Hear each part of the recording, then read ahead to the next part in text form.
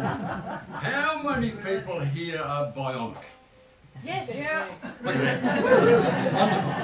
And how many people are not prepared to admit they're bionic? Yeah. You see, New Zealanders are under stress. The hospitals are full of people getting older, all looking for a pill. Want to make them better and ease away the pain from hips and knees and floppy bits. And make them work again. The problem isn't simple, well, so the doctor said, and everybody knows that in the hospital a bed is very hard to come by, so we had to change the way our health was managed and our bits get rearranged. So a move in Parliament was made to speed things up and help the surgeon's workload that was causing such a glut of people lining up for joints and surgery as well. Inflated by intolerance of pain caused by the swell of promises all made by politicians who campaigned on making changes because they wanted to slow down immigration and stop the surgeons who were coming in from overseas. And something else they do was form a coalition with the Greens who wanted more changes made to legalise the marijuana law.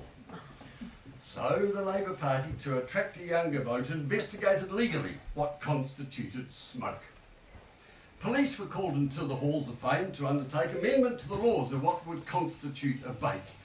And to help the old folks who were booked for spinal fusion, they scheduled realignment to streamline execution of the public hospitals and ways of mass production for hip replacement surgery and pain eradication. So they got an engineer to modify the system where police burnt cannabis post-prosecution, and using ingenuity through systems feeding air, they sent the smoke into the vents the hospitals all shared.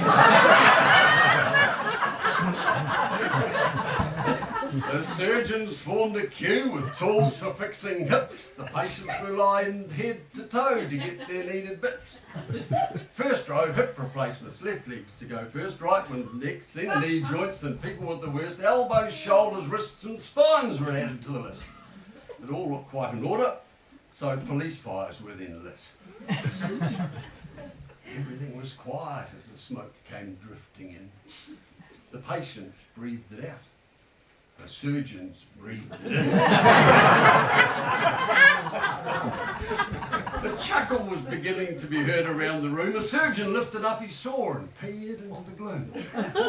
"Let's take the legs off first," he said, "and put them in a line, then connect the new joints to them. That should save us time." The surgeons started laughing. The patients felt no pain.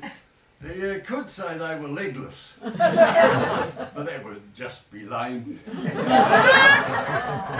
Recovery was as rapid as the patients came to. The surgeons got them moving, getting them to do simple exercises to help them to recover, but some were having trouble walking into one another.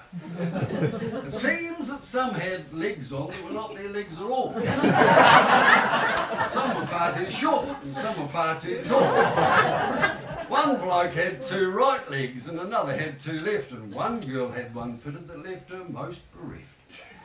She said her lovely shapely leg had gone all fat and hairy. The bloke that got her old one said it really was quite scary. It wanted to go dancing, cavorting round the town. All his mates just wanted to stroke it up and down. That's right. A farmer in from Southland said his new leg was a beaut, but he said it came from Auckland and would not go in his ute. A migrant from the USA had managed to get fitted with two legs pointing backwards. The surgeons then admitted they thought he would appreciate reversing what he'd done when he voted for a president that made the world so glum. A leg that trained in racing cars was fitted to someone that found that Sunday driving became a lot more fun. His new leg found the throttle and wouldn't let him stop, just get pushing harder, so he told the cop, who clocked him at 100 in the 50 kp zone. They took away his licence and made him walk back home, but he just walked in circles with no control at all. Things got worse on Saturday at the local hall. That was where musicians held a country dance, and all the fettered folkies went to try and find romance. They all lined up in circles and someone played a tune, and to a well-known caller they danced around the room. Put your left foot forward, said the corporate dance. And 50 wanton hip joints all started doing bugs. Do-si-do your partner, he cried, but all in vain. His legs became contorted when he cried out, left again.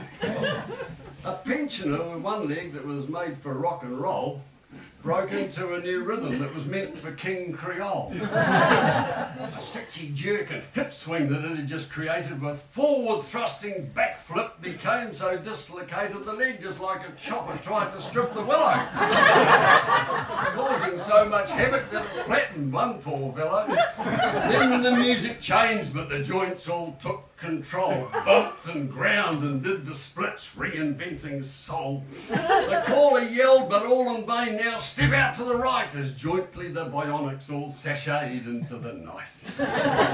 The waltz became a mosh pit when the caller tried to rap. The foxtrot and gay Gordons couldn't cope with that. The bird dance and the polka didn't have a chance, because all the joints they knew they'd created a new dance. Free from pain and mobile, they all stepped in a line, and with the band now pumping and everyone in time, the new joints knew they'd done it, and now they couldn't stop. The new dance they'd created that we now call Hip Opp.